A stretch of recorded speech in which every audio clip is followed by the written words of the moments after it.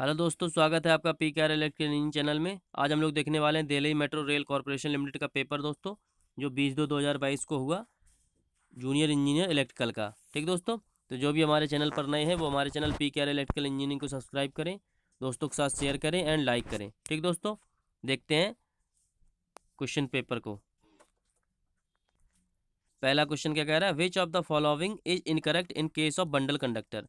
Bundle conductor के case में कौन सा कथन गलत है? तो देखते हैं, इंक्रीज वोल्टेज ग्रेडियंट, पहला ही ऑप्शन जो है वो इनकरेक्ट है, गलत है, क्योंकि वोल्टेज ग्रेडियंट उसका मान कम हो जाता है, वोल्टेज ग्रेडियंट रिड्यूज हो जाता है।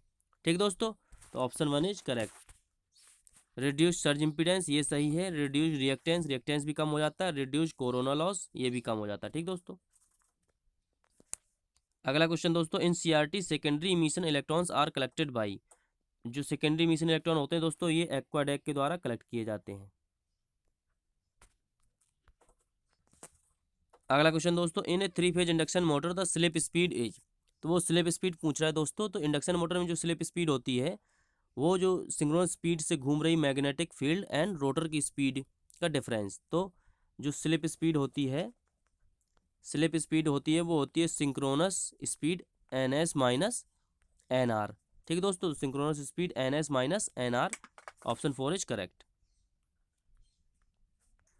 अगला क्वेश्चन दोस्तों, which of the following DC motor develop the least torque between no load and full load. No load से फुल लोड में कम टॉर्क डेवलप करती है सीरीज मोटर। अगला क्वेश्चन दोस्तों, which of the following statement is incorrect है while using plain break circuit breaker at high voltage. तो कौन सा कथन गलत है? डज नॉट रिक्वायर टैंक, पहला ही ऑप्शन गलत है, टैंक की आवश्यकता होती है। ठीक है दोस्तों, इसमें दिया है does not require tank. Become large in size, ये होता है साइज में काफ़ी बड़ा होता है। Required huge amount of transformer oil, जी। Not suitable for high speed interruption, जी दोस्तों, ये तीनों सही है, पहला गलत है। अगला question, in DC generator the characteristics which gives the variation of armature generated EMF EA with field current IF for zero armature current and constant speed it called. दोस्तों, EA एंड IF के बीच में जो graph खींचा जाता है, उस characteristics को no load characteristics कहते हैं। ठीक दोस्तों, एंड जो load current and E node के बीच में ग्राफ खींचा जाता है दोस्तों, उससे हम लोग एक्सटर्नल कैरेक्टरिस्टिक कहते हैं।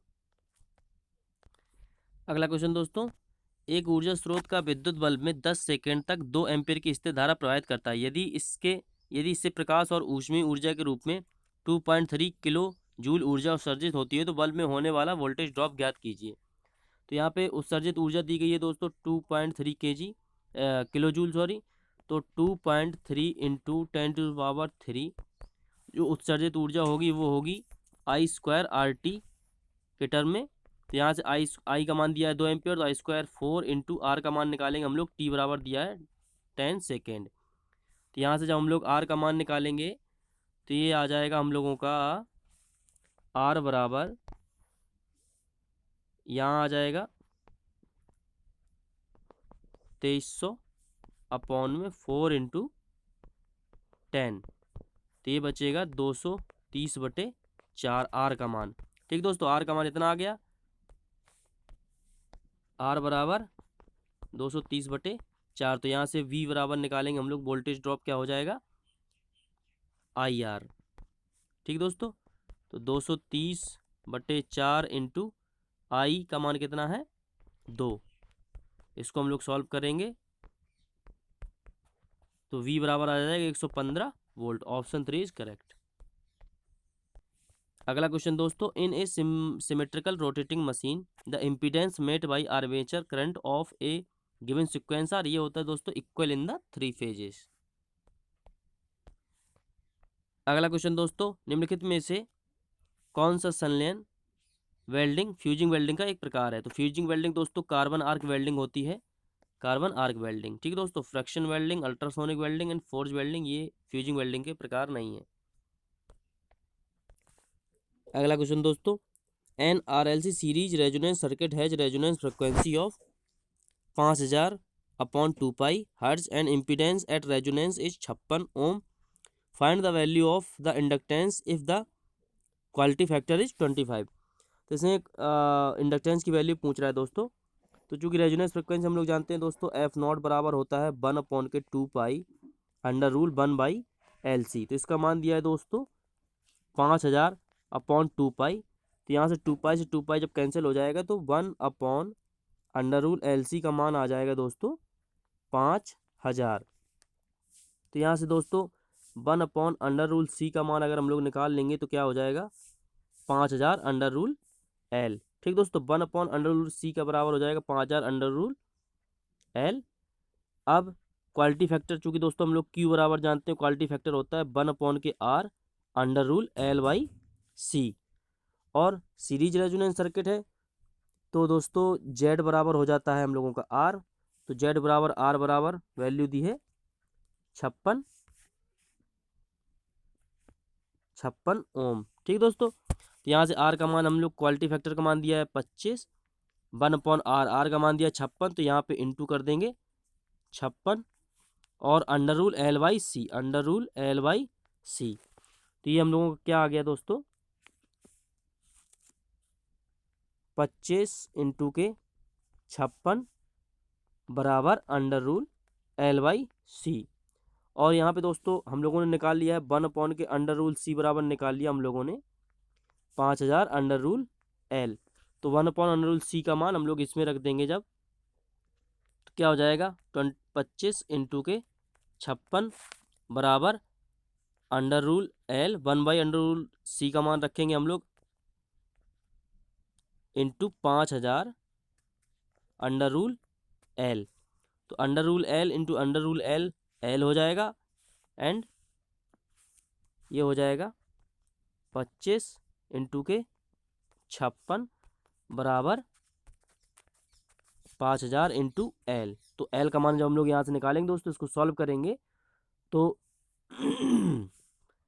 L बराबर, इसको हम लोग काटेंगे 25 से 5000 को काटेंगे तो 200 बार कटेगा, एंड इसको हम लोग 2 से काटेंगे तो 28 दूनी 56 एंड 100। तो ये क्या होगा 28/100। तो ये आ जाएगा 0.28 हेनरी। ठीक दोस्तों, ऑप्शन 2 इज करेक्ट। अगला क्वेश्चन दोस्तों, which of the following method of calculating voltage regulation of synchronous machine is not accurate. तो इसमें से जीरो पावर फैक्टर मेथड ये अच्छा होता है, इसमें एक्यूरेट आता है। New ASA method, American standard method and synchronous impedance method, ये होता है जिससे वोल्टेज रेगुलेशन जो है वो एक्यूरेट नहीं आता। अगला क्वेश्चन दोस्तों, in electrodynamometer type watt meters pressure coil inductance produce error which is constant irrespective of power factor. अगला क्वेश्चन दोस्तों, the peak load on a 50 megawatt power station is 39 megawatt. It supplies power through 4 transformer having maximum demand is 15, 10, 8 and 9 megawatt respectively. Find the diversity factor. Diversity factor बराबर होता है दोस्तों, diversity factor बराबर होता है दोस्तों maximum demand बटे connected load. तो इसमें दोस्तों 50 मेगावाट का पावर स्टेशन है, उसमें 39 मेगावाट का कनेक्टेड लोड है, एंड मैक्सिमम डिमांड कितनी है दोस्तों, मैक्सिमम डिमांड हो जाएगी हम लोगों की 15, 10, 8, 9। 15, 10, 25, 25 और 8 33, 33, 9 42। तो 42 मेगावाट ये हो जाएगी हम लोगों की दोस्तों maximum demand, and connected load हो जाएगा दोस्तों 39 मेगावाट। तो जब हम लोग इसको सॉल्व करेंगे दोस्तों तो आएगा 1.0769 समथिंग। तो 1.077, ऑप्शन 4 इज करेक्ट। अगला क्वेश्चन दोस्तों, a 6 pole lap wound DC generator has 240 coil of 2 turn each. If the flux per pole is 0.04 weber, find the generated EMF at no load of armature speed of 1200 RPM। ठीक दोस्तों, तो यहाँ पे जो lap wound generator है, lap wound DC generator है, तो A बराबर P हो जाएगा 6 हो जाएगा। तो यहाँ पे जो हम लोगों को निकालना है जनरेटेड EMF, तो जनरेटेड ईएमएफ बराबर होता है ZN P5/60A। तो यहाँ से हम लोग मान रखेंगे, चूँकि Z 240 कॉइल पर 2 टर्न है ईच कॉइल में, तो इसमें टोटल कंडक्टर हो जाएंगे 240 एंड 2 टर्न है तो 4 कंडक्टर। तो Z का मान हो जाएगा 240 × 4। तो यहाँ से हम लोग जनरेटेड ईएमएफ का मान निकालेंगे। E0 बराबर रखेंगे हम लोग Z का मान 240 × 4 × N 1200 RPM and P 650.04 upon 60A। A बराबर P मतलब 6।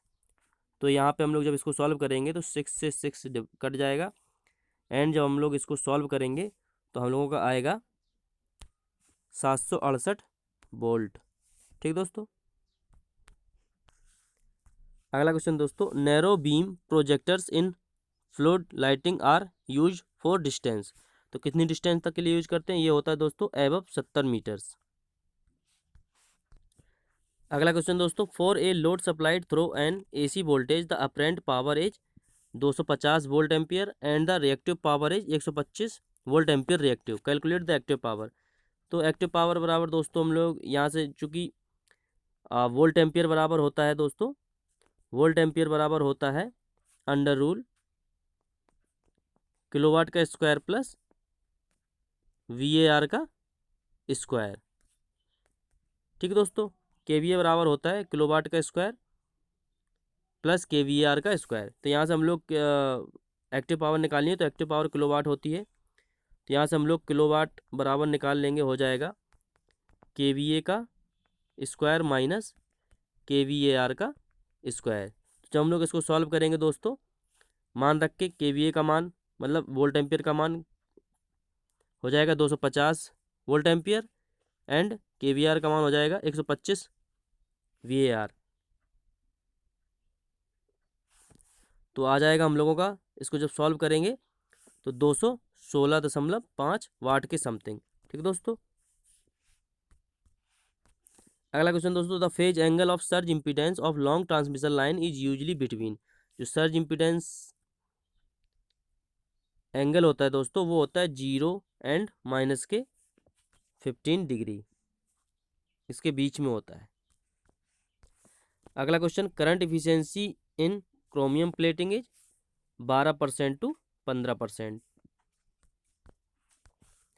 अगला क्वेश्चन दोस्तों, for an 11,000/415 volt delta star transformer the KVA rating is 40 KVA, find the low voltage side line current. तो चूंकि KVA रेटिंग होती है ट्रांसफार्मर की, क्या होती है, KVA रेटिंग बराबर होता है ट्रांसफार्मर का, 3 फेज ट्रांसफार्मर, तो √3 VL/IL। तो यहाँ पे लो वोल्टेज साइड का पूछ रहा है, तो KVA रेटिंग दी है 40 इंटू, इसको वोल्ट एम्पियर में बदलेंगे तो 1000 √3 इंटू VL का मान लो वोल्टेज साइड में हो जाएगा 415 वोल्ट इंटू के IL। तो यहाँ से हम लोग IL का मान निकालेंगे। IL बराबर हो जाएगा 40 इंटू के 1000 अपॉन √3 इंटू 415 वोल्ट। ठीक दोस्तों। जब इसको हम लोग सॉल्व करेंगे तो समथिंग निकल के आएगा हम लोगों का मान 55.65 एम्पियर। ठीक दोस्तों।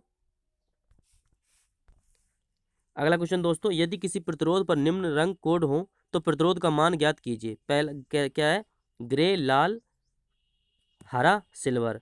तो ग्रे का दोस्तों ये जो होता है BB रॉय G BBGW। तो यहाँ पे जो ग्रे होता है, ग्रे का कोड होता है दोस्तों 8 एंड रेड का होता है दोस्तों 0 1 2, रेड का होता है 2 एंड थर्ड जो कलर होता है उसके लिए हम लोग 10 की पावर के रूप में लेते हैं। तो क्या है, हरा का मतलब ग्रीन का मतलब यहाँ हो जाएगा 5 10 to the power 5 and silver मतलब चांदी है, तो जो टॉलरेंस लेंगे 10% लेंगे, ±10%।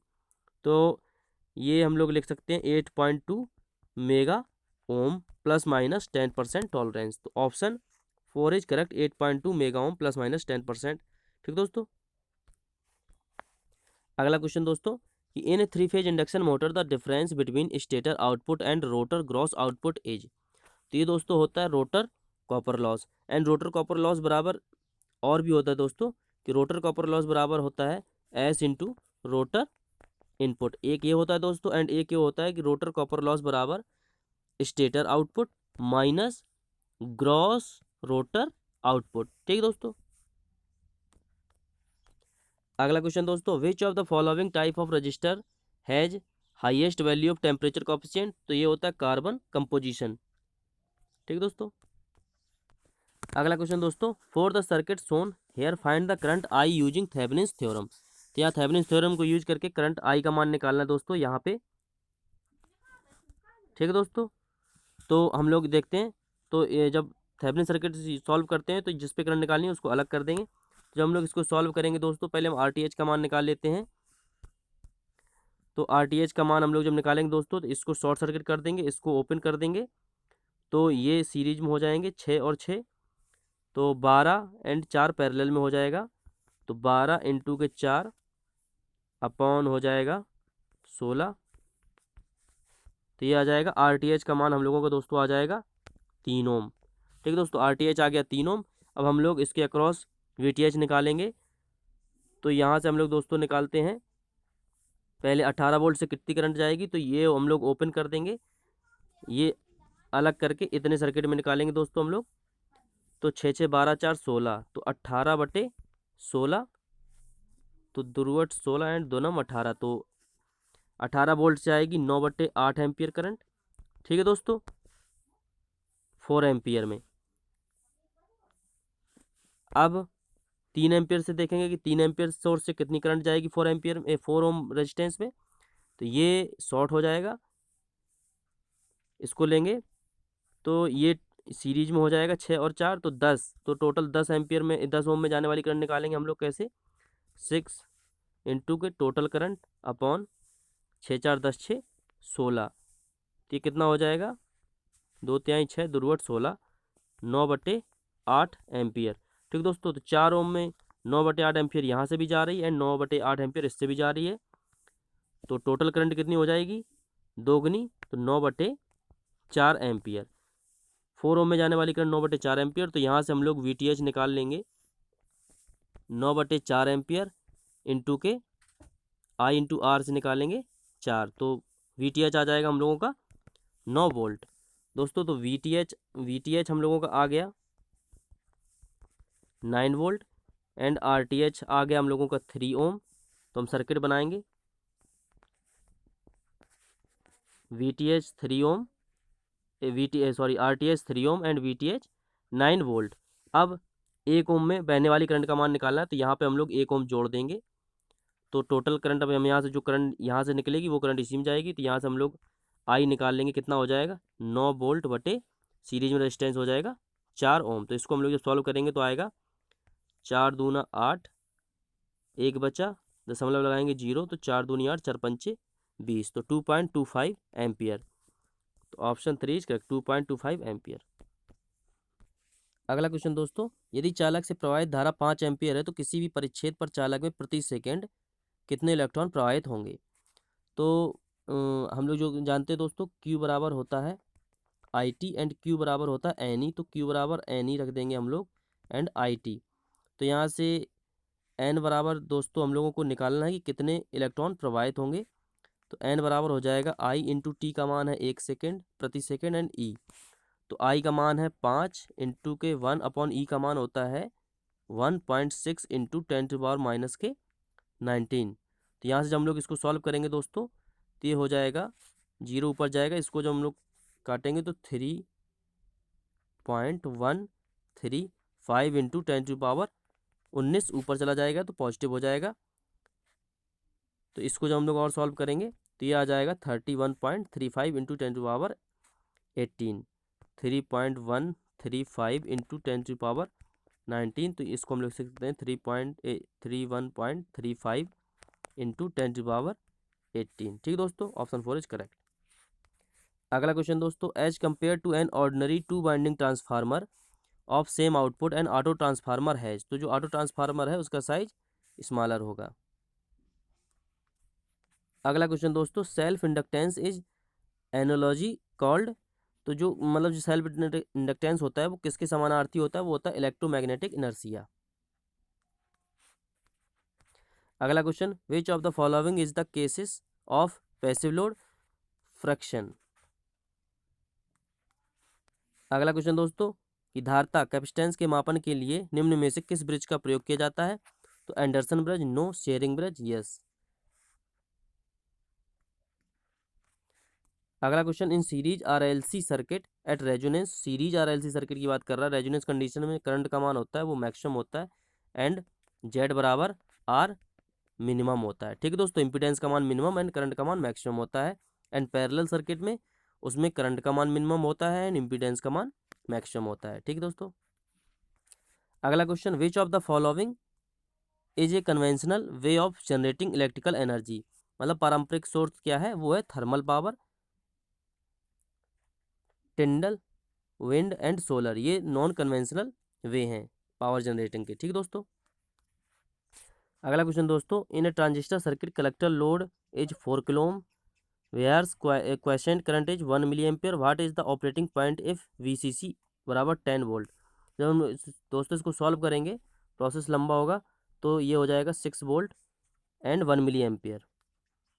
अगला क्वेश्चन दोस्तों, 5 एम्पियर 2.2 सेकेंड IDMT रेटिंग और 125% रिले सेटिंग वाले रिले की प्रचालन धारा ज्ञात कीजिए।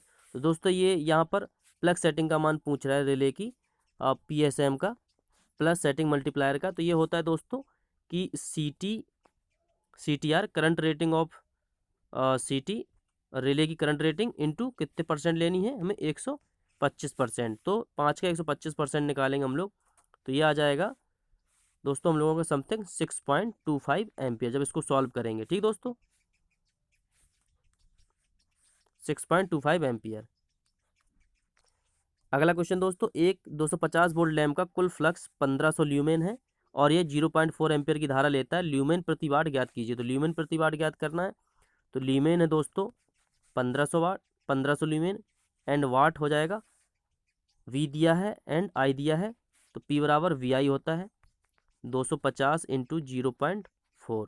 तो दोस्तों हम लोग इसको सॉल्व करेंगे तो आएगा हम लोगों का 15।